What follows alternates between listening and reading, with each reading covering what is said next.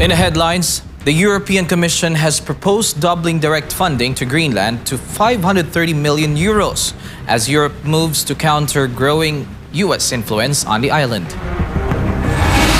Vladimir Putin and Xi Jinping signed a sweeping strategic agreement in Beijing, capping a high-stakes state visit just days after Xi's talks with Donald Trump. President Trump pledged to work on the Taiwan issue after meeting Xi Jinping, while warning that the US has lost critical semiconductor market share to Taipei. President Trump praised a new federal indictment targeting Cuba's leadership as the island's power grid teeters near collapse amid severe diesel shortages. The United Nations warns Ebola outbreaks in Congo and Uganda are worsening a regional food crisis, leaving millions at risk of disease and starvation. Lawyers for Senator Bato de la Rosa argue an ICC warrant cannot be enforced without local court approval, citing national sovereignty after the Senate standoff. And in showbiz, BTS set to debut new material at the 52nd American Music Awards, marking the group's first major US award show performance in 4 years. I'm Carlo de la Peña. Newsline World starts now.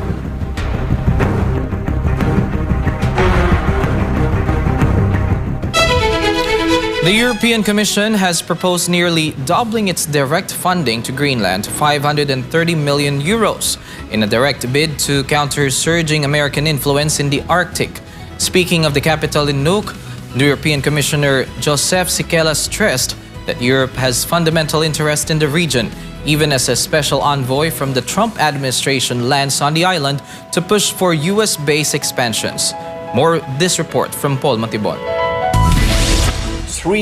The Arctic is rapidly shifting from a quiet diplomatic corridor to a high-stakes geopolitical battleground. European Commissioner for International Partnership Joseph Sikela appeared at a joint press conference Wednesday in Nuuk alongside Greenland's Prime Minister Jens Frederik Nielsen, confirming a massive funding proposal that elevates Brussels' commitment from 225 million euros to 530 million. Europe has fundamental interests in how the Arctic develops. It will not be written in Brussels and delivered here.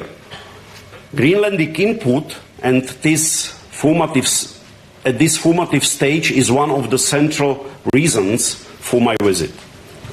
Our partnership with Greenland sits at the center of that strategy, not because of what Europe wants from Greenland, but because of Europe wants to build with Greenland. Sikela's newly updated Arctic strategy prioritizes immediate capital injections into local clean energy infrastructure, professional education, regional digital connectivity, and what he called the responsible development of resources. Greenlandic Prime Minister Jens Frederik Nielsen welcomed the financial package, stating the autonomous Danish territory is highly motivated to construct a stronger, more resilient partnership with the European Union. However, the high-level European visit explicitly overlaps with a competing diplomatic push from Washington. Jeff Landry, the special envoy appointed by U.S. President Donald Trump, is currently on his first official trip to Nuuk, pushing a narrative that the U.S. needs to secure its footprint on the island to choke off Chinese and Russian maneuvering, while Trump has repeatedly pushed to acquire or control the strategic island.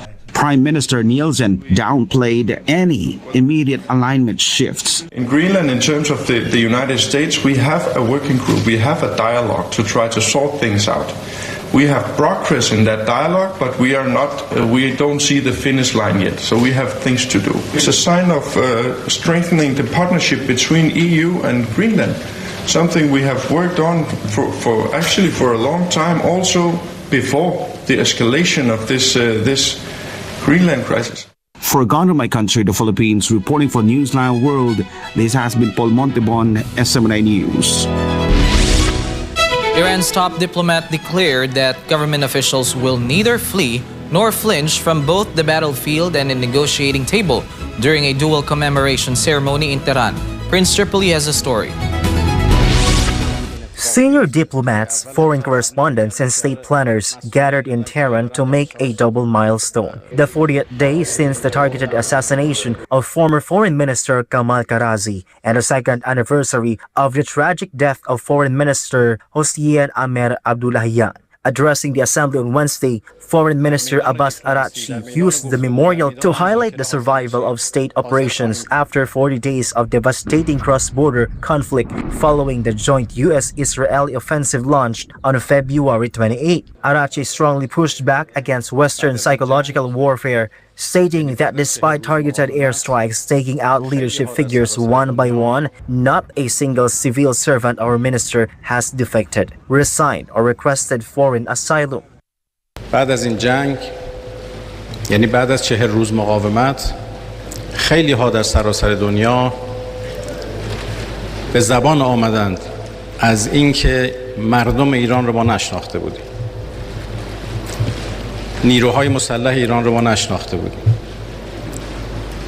حتی مسئولین ایرانی رو هم نشناخته بودیم. یکی یکی شهید شدن ولی ایستادند. اداره کشور رو ول نکردن، هیچ جا رو رها نکردن. هیچ کسی نبود که از سمت خودش استعفا بده، چه برسه به این که از کشور خارج بشه، چه برسه به این که پناهنده بشه. The tribute honors a long line of diplomatic history.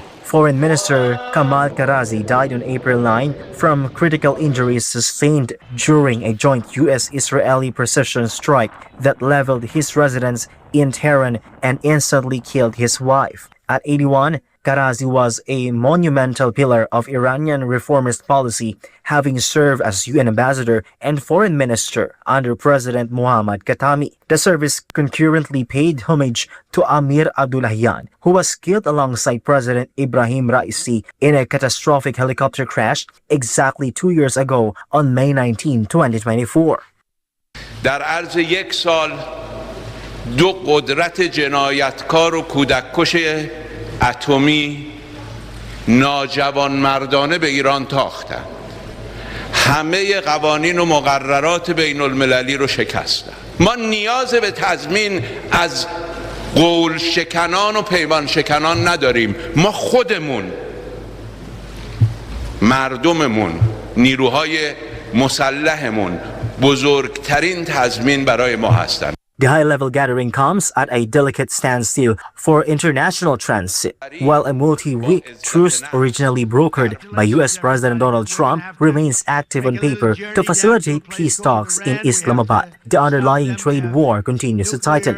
U.S. Navy vessels maintain a strict defensive perimeter blockade around Iranian energy ports, while Tehran enforces heavily monitored traffic restrictions through the vital Strait of Hormuz choke point until a permanent security resolution is signed. Reporting from Newsline World, this has been Prince Tripoli, SMNI News. U.S. President Donald Trump said he will speak with Taiwan President Lai Ching-te and vowed to work on the Taiwan issue following what he described as an amazing meeting with Chinese President Xi Jinping. Trump also criticized foreign competition in the semiconductor and auto industries, claiming the United States has lost significant market share to other countries, including Taiwan. Virgil Parbas, the news. They stole our auto business, they stole our chip business. U.S. President Donald Trump says Washington will continue engaging both Beijing and Taipei following renewed concerns over a possible arms deal involving Taiwan. His comments came after what he described as an amazing meeting with Chinese President Xi Jinping.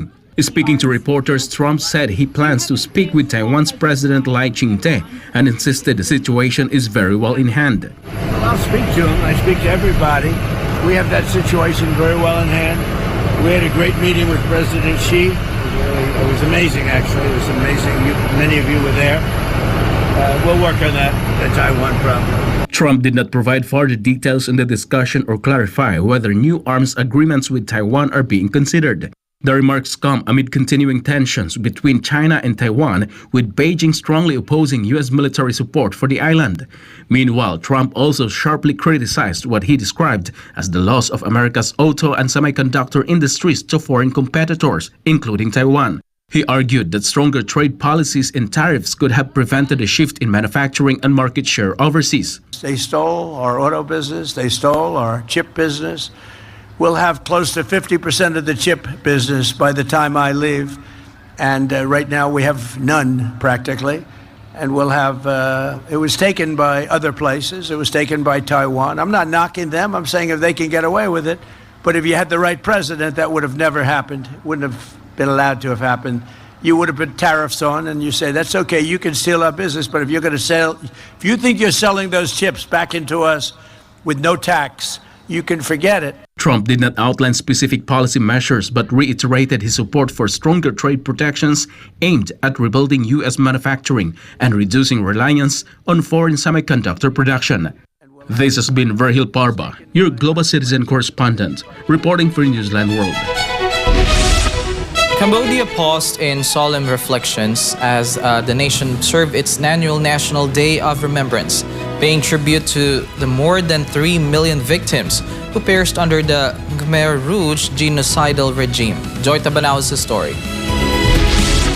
The sprawling lawns of the Chong Ek Genocidal Center on the southern outskirts of Phnom Penh were filled with deep, collective reflection on Wednesday.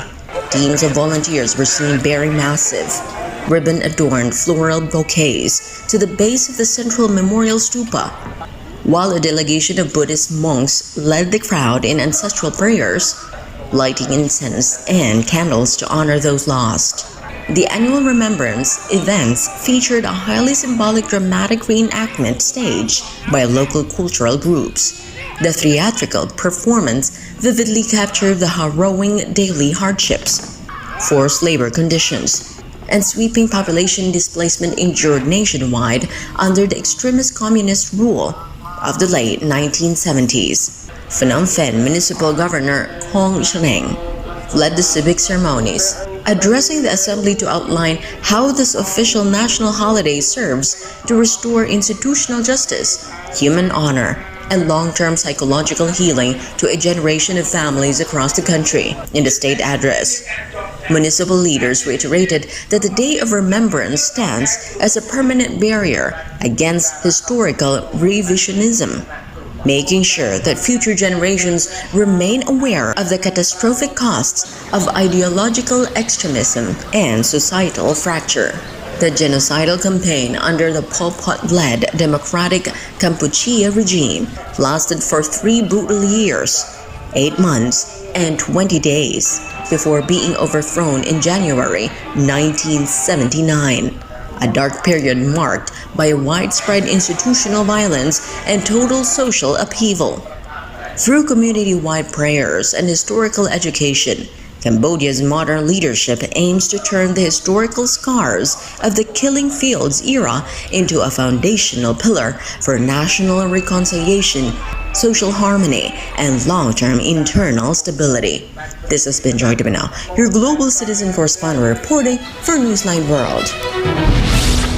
Thousands of protesters gathered in Tokyo to voice opposition to proposals by Japanese Prime Minister Sanae Takaichi aimed at revising the country's pacifist constitution and expanding Japan's military capabilities, while also demanding the resignation of the Prime Minister.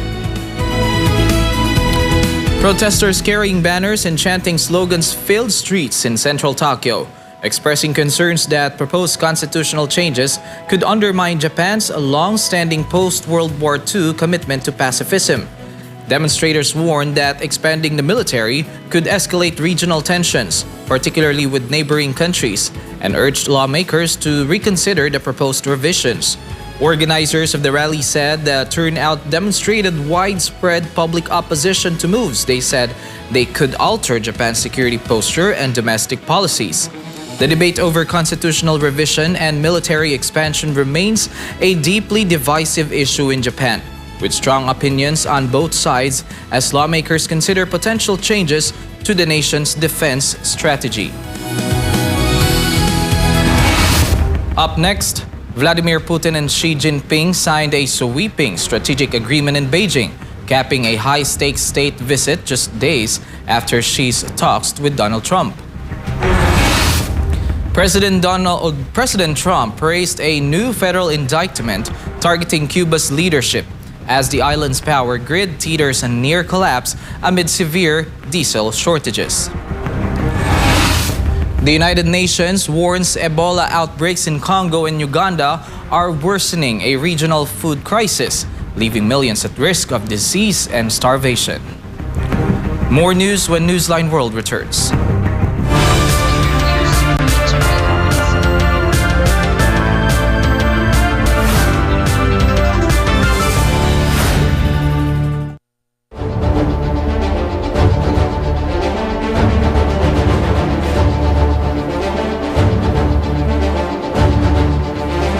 In a world that craves the light of truth, One Network stands as an immovable beacon. For years, the world recognized our unyielding spirit, crowning us the most credible media company of the year. We crossed oceans to become Asia's most trusted and valued international news team, and stood defiant as the most outstanding independent Philippine media. Now, in the year 2026, we still face the howling winds of challenges. They bend the law, trying to make us silent. They spread fear to make the industry turn away. But they have forgotten one absolute truth. SMNI is not built on the fleeting praise of fearful men. We are built in trust. Whether the recognition echoes loudly in the grand halls or sits silently in the living rooms of millions, our foundation cannot be broken. They can only try to silence us, but they cannot silence the people who know we are still the most trusted and quality news channel of the year. Guiding this unstoppable force is our honorary chairman of SMNI, Pastor Apollo C. Kibuloy. The mandate of SMNI for nation building. It is always for nation building. He is not merely a leader. He is a celebrated spiritual leader with strong advocacy for peace and nation builder of the year, hailed globally as a humanitarian pastor of the year, and the most influential and powerful man of the decade. Through every storm, he stands as the King of Peace, championing sustainability and pushing for a unified nation when the world needs it most. Let the shadows try to fall, let the establishment tremble. We are the certified most sustainable and reliable news channel. We are the pulse of the nation. We are the shield of the innocent. The truth is our armor, the people our strength. We are SMNI, and our legacy is the truth. Kapag hindi yan ibinalita ng SMNI, hindi yan totoo. Sa SMNI lang ako nanonood at nag-aabang ng balita. Matanda na ako. Isa lang ang pinagkakatiwalaan ko. SMNI. Hello, ate kuya. Ano po channel ang pinapanood niyo po sa balita? Ako siguradong SMNI. Kasi kung sino yung pinagkatiwalaan ng Duterte, doon kami. Yes! Nakapalo po! Ayan po! SMNI! Wow. Bakit SMNI? SMNI kasi legit. Oh, yeah. Okay. No fake news, SMNI.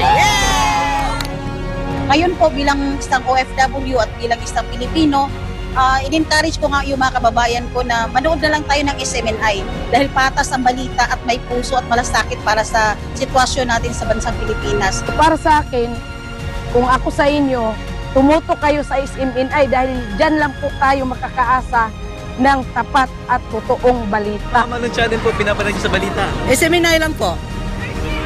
SMNI lang, wala nang iba. Para sa Diyos at sa Pilipinas, dating mahal.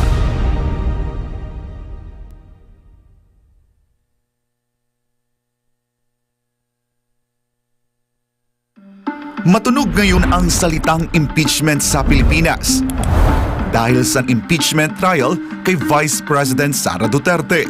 Pero ang tanong ng taong bayan, ito ba ay para sa interes ng bansa o para sa politikal na motibo lamang?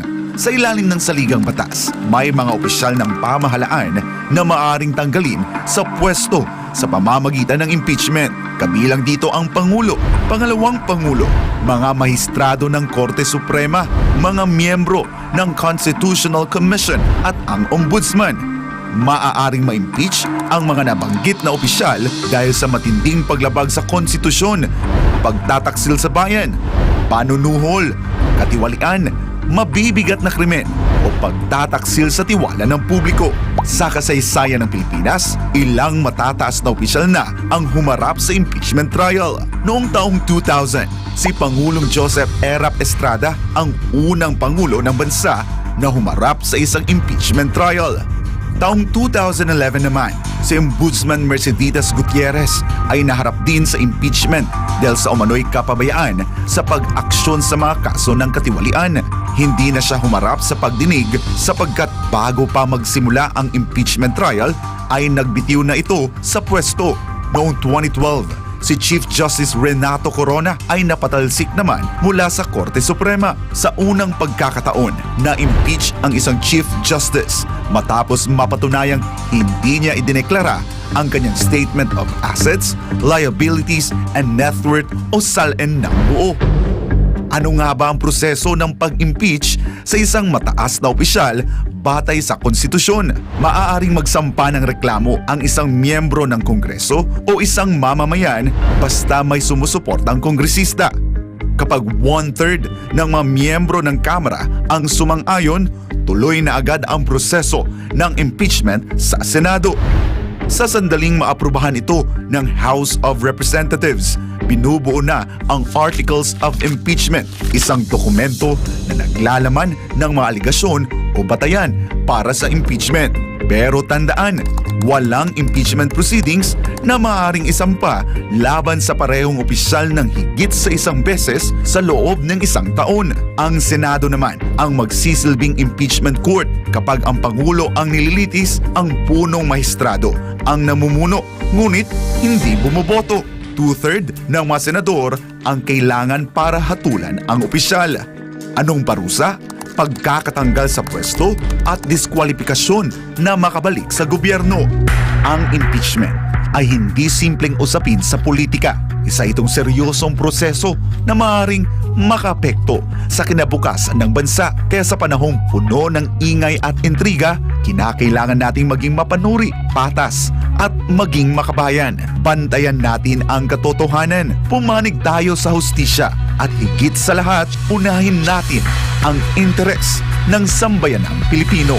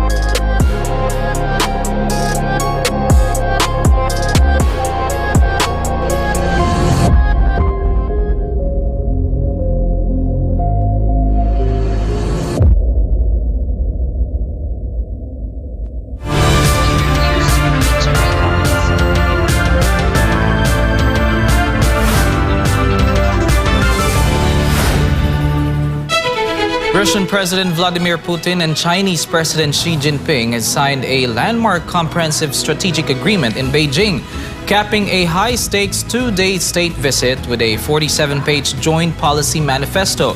Convening just days after U.S. President Donald Trump's summit with Xi, MJ Mondehar has the details. The diplomatic momentum at the Great Hall of People on Wednesday underscored a deepening connection between the two neighboring powers. President Xi Jinping and Vladimir Putin exchanged documents and shook hands after finalizing a massive package of around 40 documents in total, spanning economic ties, trade expansion, and high-tech cooperation. Directly following the talks, Putin reiterated that Moscow officially recognizes Taiwan as an inseparable part of China. A central cornerstone of the summit is the formal issuance of a formal joint statement advocating for a multipolar world and a new type of international relations. Russian presidential aide Yuri Ushakov described this major declaration as a 47-page policy document mapping out future strategic coordination. Xi lauded the breakthrough progress of this multifaceted bilateral trade, noting that the total trade volume has exceeded the $200 billion mark for the third consecutive year. Despite highly challenging external conditions, bilateral trade turnover for the January to April period grew by approximately 20%. Xi emphasized the need to capitalize on this positive momentum by aligning China's five-year plan directly with Russia's national development goals up to 2030. According to President Xi, as permanent members of the UN Security Council, China and Russia will resolutely demonstrate a sense of duty as responsible world powers to defend the unity of the UN and international justice. Xi emphasized that both nations stand ready to counter all forms of unilateralism and hegemony, as well as any attempts to turn back the clock of history, specifically pointing to provocative actions aimed at denying the outcomes of the Second World War or reviving the trappings of fascism and militarism. The Chinese leader concluded that both countries are prepared to work shoulder to shoulder to build a fairer and more rational system of global governance. Energy ties remain the primary engine of the economic talks. Putin guaranteed that Russia is fully prepared to maintain uninterrupted, long-term supplies of crude oil, natural gas, and coal to satisfy China's rapidly growing industrial sectors. Отмечу, что Россия и Китай активно сотрудничают в области энергетики. Наша страна является одним из крупнейших экспортеров КНР нефти, природного газа, включая сжиженный, и угля. Мы, конечно, готовы и далее надежно обеспечивать бесперебойные поставки всех этих видов топлива на быстрорастущий китайский рынок. Успешно работает на китайском рынке и наша высокотехнологичная компания «Росатом» на Тяньваньской атомной электростанции и АЭС. Putin also said that Russia and China relations have reached a truly unprecedented level and continues to develop. 25 лет назад был заключен важнейший межгосударственный договор о добрососедстве, дружбе и сотрудничестве. И тем самым была положена прочная основа для всемирного развития всеобъемлющего партнерства и стратегического взаимодействия двух наших стран. И сейчас российско-китайские отношения достигли действительно беспрецедентного уровня, продолжают развиваться. Beyond trade and raw commodities, the two presidents formally launched the Cross-Cultural Years of Education Framework. The comprehensive Russian section features a detailed 103-point blueprint to align vocational training, expand university exchanges, and aggressively promote language education in both countries. Following their meetings in both small and expanded formats, where the leaders directly addressed the most sensitive bilateral issues, the officially itinerary concluded with an informal tea reception on Wednesday. The two heads of state shook hands and posed for photographers before sitting down to discuss the explicit long-term prospects of their coordinated domestic development plans. Господин председатель, спасибо вам за приглашение, за то, как мы поработали. Это все в руках было вашей администрации. Мы не только отметили и зафиксировали все, что было сделано за последние годы в двусторонних отношениях, но и наметили перспективы развития.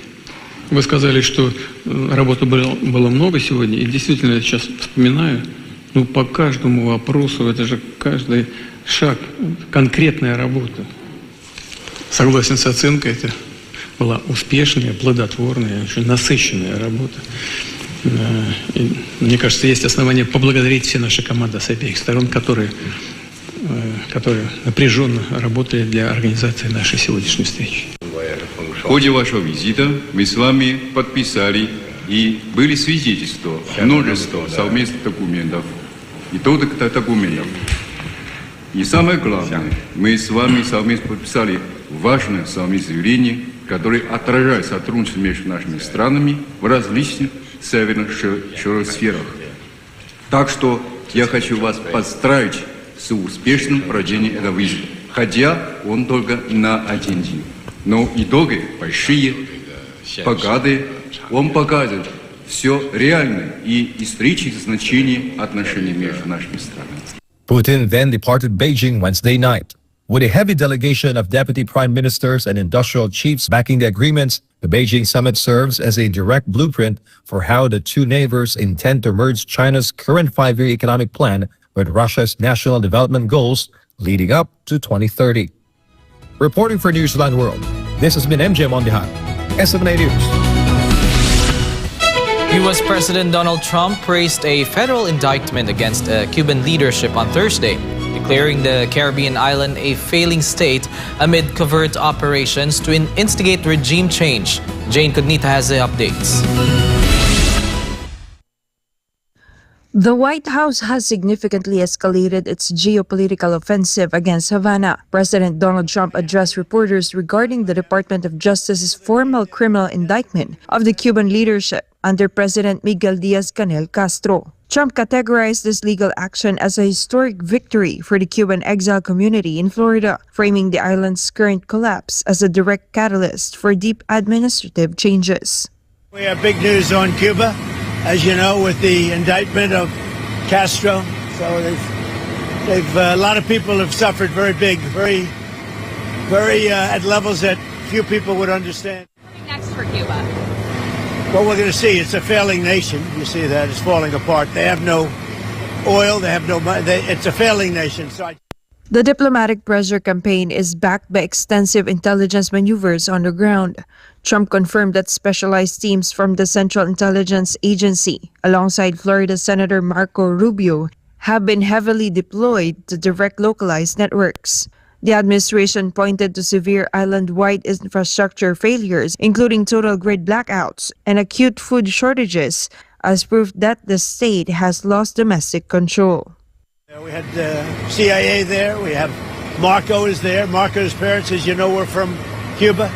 So we have a lot of expertise in Cuba, and it's not going to be like the biggest thing we've ever done, but I will tell you, to a lot of people, it's going to be one of the most important. They've been looking for this moment for 65 years. So we'll see what happens. But we're going to, in the meantime, we're going to have to help them out. They have no way of living. They have no food. They have no electricity. They have no energy at all. We'll see what happens. But we're freeing up Cuba.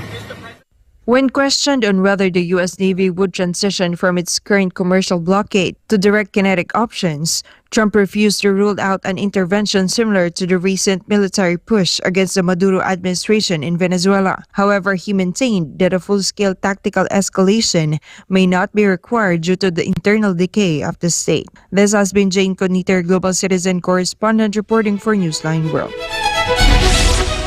The United Nations is warning that the ongoing Ebola outbreak in the Democratic Republic of the Congo in Uganda could severely worsen an already critical food crisis in the region.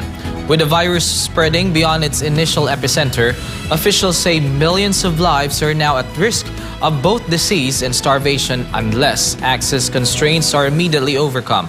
This report. The United Nations issued a stark warning, stating that the spreading Ebola outbreak in Central Africa threatens to trigger an even greater humanitarian disaster by deepening the region's hunger crisis. The warning comes as the World Health Organization officially declares the Ebola outbreak a public health emergency of international concern. The WHO cited rising case numbers, cross-border transmission, and massive uncertainty surrounding the true scale of the epidemic as driving forces behind the declaration.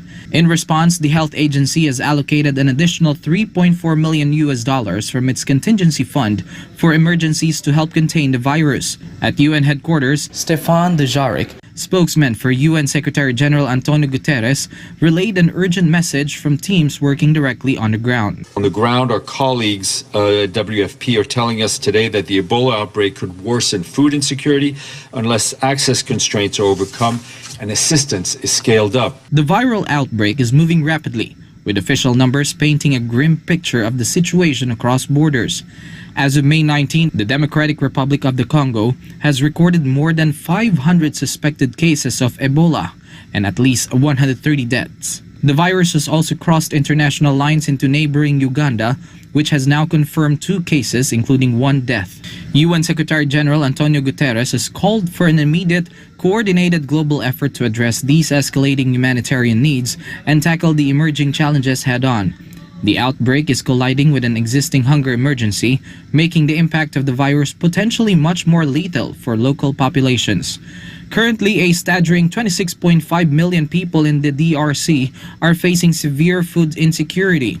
The crisis is most acute in eastern part of the country, which serves as the exact epicenter of the Ebola outbreak. In that region alone, nearly 10 million people are currently experiencing crisis or emergency levels of hunger. Humanitarian agencies emphasize that if the virus continues to restrict movement and block aid delivery, those hunger numbers will spike drastically in the coming weeks. Peru has declared a 90-day health emergency in Lima, Callao, and 11 other regions as officials rush to contain a rapidly spreading measles outbreak. The crisis was first detected in the southern Puno region, where nearly 300 cases have already been reported.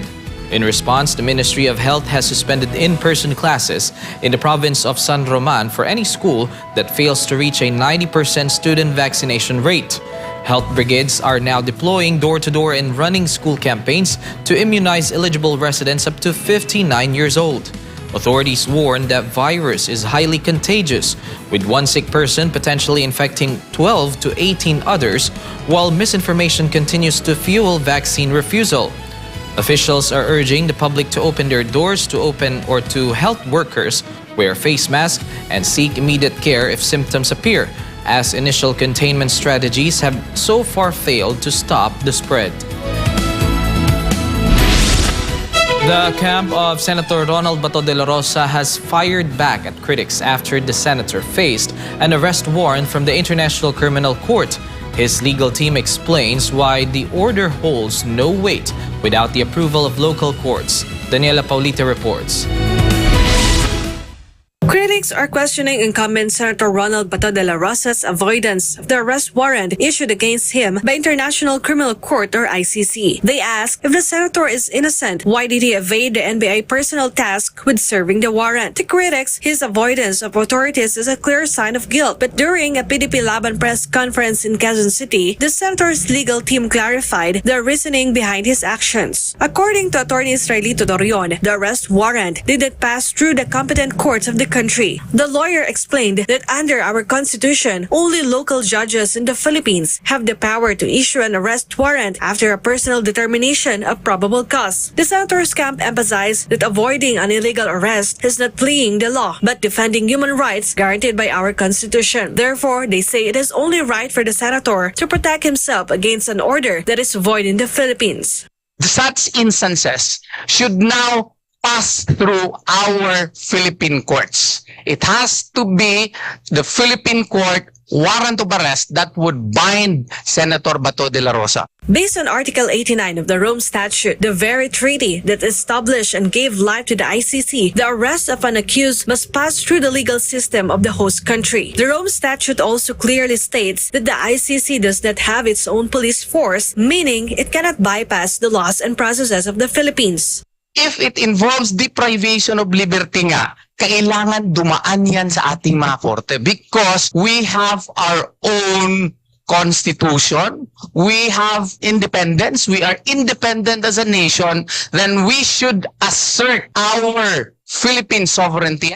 Senator Bato's camp further insisted that the ICC has no power in the country because the Philippines is no longer a member state. The official withdrawal of the Philippines from the Rome Statute took effect back in March 2019, which they argue stripped the foreign court of the jurisdiction over Filipinos. The legal team clarified that Senator Bato is fully ready to face the allegations linking him to the implementation of the drug war during the previous Duterte administration. The senator is reportedly willing to face any court provided it is run by Filipino judges and held here inside our own country. The senator previously served as the chief of the PNP during the term of former Philippine President Rodrigo Duterte. Si Senator Bato gusto lamang na magkaroon ng assurance na dito sa Pilipinas siya lilitisin. Or kung mahirap yan, kailangan meron tayong procedural mechanism as to how to implement surrender. Meanwhile, Senator Bato's camp foresees that he might suffer the same fate as FPRRD, who was arrested and flown to the Netherlands in just one day due to an ICC warrant. It can be recalled that the Marcos Jr. administration has repeatedly stated that it will not cooperate with ICC. President Marcos Jr. has even stressed that he has no intention of returning the Philippines as an ICC member state. However, the legal team notes that what is happening on the ground contradicts the president's statements. At klaruhin sana ito ng gobyerno kung ano ba talaga. All actions seem to point to the fact na yung nangyari noon kay PRRD ay gagawin na naman nila ngayon based on executive discretion, based on the foreign affairs power on the part of the president. Maling-mali nga yun. If it pushes through, Senator Bato would become the second Filipino that the Marcos Jr. administration allowed to be imprisoned by the ICC, despite the fact that the Philippine justice system and local courts remain fully functional. Reporting for Newsline World, Daniela Paulita, SMNI News.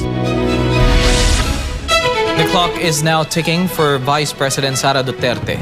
She has exactly 10 days to formally respond to the articles of impeachment filed against her, after the Senate Impeachment Court officially served the writ of summons today. Meanwhile, the Senate is ramping up preparations for the historic proceedings. Angel Pastor reports. The Philippine Senate Impeachment Court officially served the summons to Vice President Sara Duterte on May 20, marking a major step forward in the impeachment proceedings against her. At around 10 a.m., personnel from the Senate Office of the Sergeant at Arms or OSAA, led by Officer-in-Charge Manuel Parlade, left to personally serve the summons to VP Sara. Under the directive of Senate President Alan Peter Cayetano, who sits as the presiding officer of the impeachment court, VP Sara is given 10 calendar days to submit her formal response to the articles of impeachment. The summons also mandates her personal appearance before the impeachment court once notice is issued for the upcoming trial and hearings. The Office of the Vice President has confirmed receiving the document from the impeachment court at around 10:40 a.m. on Wednesday. Meanwhile, Senator Bato de la Rosa is not allowed to attend Senate plenary sessions and the impeachment trial online or virtually under the existing Senate and impeachment court rules. Rule 14, Section 41 of the Senate Rule states that the Senate President may call and conduct sessions through teleconference, video conference, and other means during force majeure or a national emergency. Back on May 11, Senator Rodante Marcoleta filed a motion seeking to amend these rules. He proposed allowing a senator to attend and participate in sessions through teleconference, video conference, or other remote means for justifiable reasons. The current rules also state that this may only be done when circumstances prevent senators from physically attending sessions at the session hall, subject to determination by the majority of all Senate members. While no senator objected to Marcoleta's proposed amendment, it was ultimately referred to the Senate Committee on Rules for further review. However, if the Senate rules are amended to allow De La Rosa to attend plenary sessions virtually, he still cannot participate online in the impeachment trial because the impeachment court rules have not been amended. Meanwhile, newly appointed chairpersons of several Senate committees were also announced during Wednesday's plenary session. Among them was Senator Pia Cayetano, who was designated as the new chairperson of the Blue Ribbon Committee. Aside from her, Amy Marcos, designated also for Foreign Relations Committee, Camille Villar, Environment, Natural Resources and Climate Change Committee, Government Corporations and Public Enterprises Committee, Senator Robin Padilla, Constitutional Amendments and Revision of Codes Committee, Rodante Marcoleta, Public Order, and has been designated as Senate Representative of the Integrated Bar of the Philippines. Meanwhile, during the Senators' caucus, it was agreed that the impeachment trial could possibly begin on July 6. It will be held from Monday to Wednesday starting 2 p.m. Thursday will be allotted for pleadings. Once Congress resumes sessions on the 4th Monday of July, which coincides with the President's SONA, plenary sessions will be held every Monday and Wednesday morning. The trials could possibly be scheduled from Tuesday to Thursday, starting 3 p.m. onwards. For God and my beloved Philippines, Angel Pastor, SMNI News.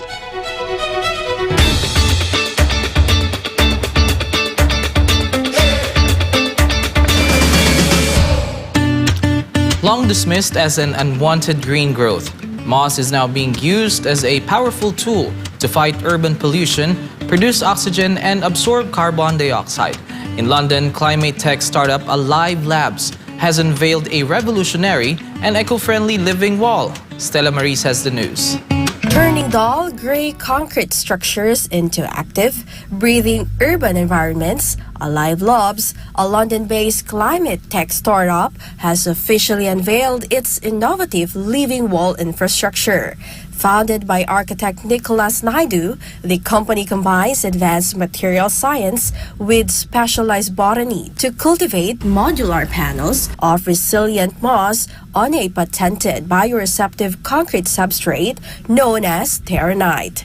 The panels are designed to help reduce air pollution, absorb carbon dioxide, and lessen flooding caused by heavy rains. The technology aims to provide cities with a highly scalable, fire-safe, and low-maintenance tool to combat severe air pollution, capture carbon dioxide, and mitigate urban flash flooding. Unlike traditional vertical gardens that require heavy soil and complicated watering systems, moss naturally absorbs water and airborne pollutants through its leaves, making it easier to maintain. Traditional green walls usually feature standard vascular plants like ferns or ivy, which struggle to survive on vertical steel and glass without heavy, complex plumbing systems and dense soil beds. Alive Labs circumvents these limitations by utilizing moss polycultures, which naturally absorb water and floating air pollutants directly through their leaves rather than relying on roots. According to company projections, the planned commercial deployment of these panels aims to remove 110,000 tons of carbon dioxide from the atmosphere and filter roughly 460 million liters of stormwater annually, helping prevent drainage strain during flash storms. Alive Labs believes the innovation could transform urban spaces by blending architecture with nature, turning ordinary walls into living ecosystems that make homes and buildings both visually refreshing and environmentally friendly. This has been Stella Maris, your citizen correspondent, reporting for Newsline World.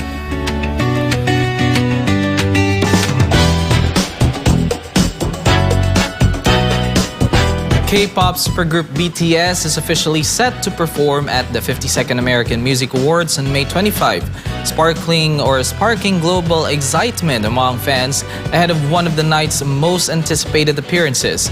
Meanwhile, the teaser for Rolling Loud, the movie, has sparked backlash online, with viewers calling the film's premise tone-deaf and pointing to Travis Scott's casting amid renewed sensitivity around the Astroworld tragedy. Andrea Santos is all the buzz. BTS will take the stage at the American Music Awards on Monday, marking a major return to the AMA spotlight as anticipation builds among fans worldwide. Organizers confirmed the group's appearance via social media, teasing a special live performance during the ceremony. BTS is also nominated for Artist of the Year, making them the only K-pop act in the category this year. The awards show will be broadcast live from the MGM Grand Garden Arena in Las Vegas on Memorial Day. Fans known as ARMY have already flooded social media with excitement, with expectations running high for what could become one of the standout performances of the night. The appearance marks another milestone for BTS as they continue to maintain a strong global presence across major international award stages. The newly released trailer for the upcoming film Rolling Loud, the movie, has triggered immediate debate online, with some fans criticizing its storyline and casting choices. Inspired by a true story, the film stars Owen Wilson as a father who tries to bond with his teenage son by sneaking him into the Rolling Loud festival. But the plot takes a dramatic turn when the boy, played by Christian Convery, goes missing in the massive crowds, prompting a frantic search. The cast also includes Henry Winkler, Sexy Red, and T. Dolla $ign, while Travis Scott appears as the festival's headliner. The film was partly shot during the Real 2024 Rolling Loud Miami Festival, where Travis Scott also performed. However, following the trailer's release, social media users raised concerns over Travis Scott's involvement, referencing the Astroworld Festival disaster and questioning the timing and tone of his casting in a story centered around a large festival crowd. The film has not yet responded to the criticism, but discussion continues to grow ahead of its release. Reporting for Newsline World, this is Andrea Santos bringing you the latest showbuzz.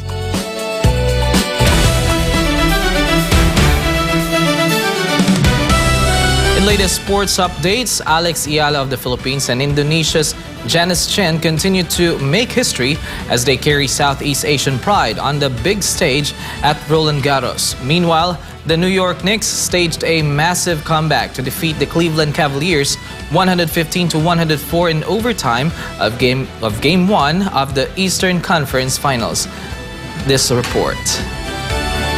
Despite taking different paths to the women's top 40 rankings, both Alexandra Ayala and Janice Chen have become rising symbols of Southeast Asian tennis on the global stage. Ayala recently became the first Filipino player to break into the WTA top 50, while Chen reached the top 40 earlier this year to become Indonesia's highest-ranked female player since Yayuk Basuki in the late 1990s.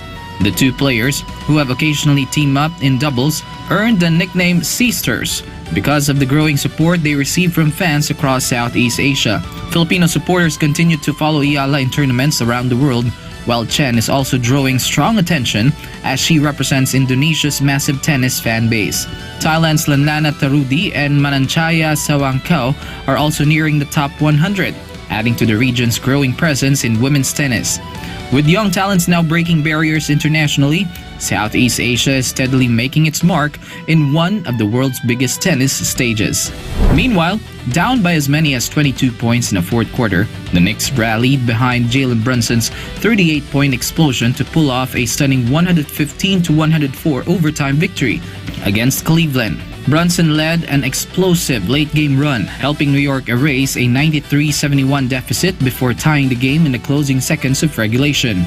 The Knicks then dominated overtime, scoring the first 9 points of the extra period to complete one of the biggest comeback wins in conference finals history. Mikal Bridges added 18 points, while OG Anunoby returned from injury and chipped in 13 for New York. Donovan Mitchell paced the Cavaliers with 29 points, while James Harden added 15 in Cleveland's first conference finals appearance since 2018.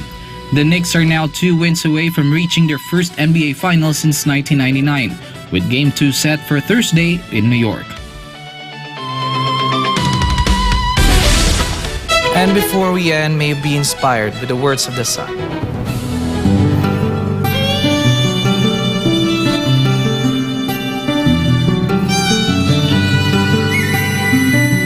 Strengthen your freedom of choice to follow His will, and then you will have spiritual liberty.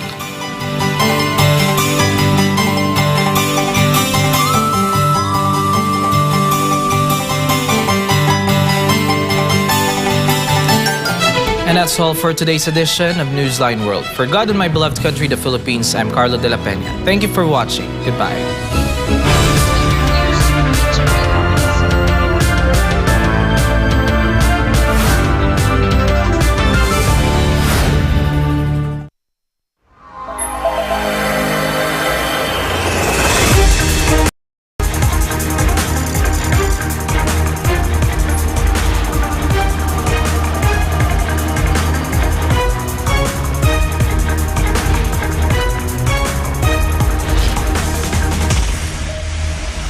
This is SMNI News Channel.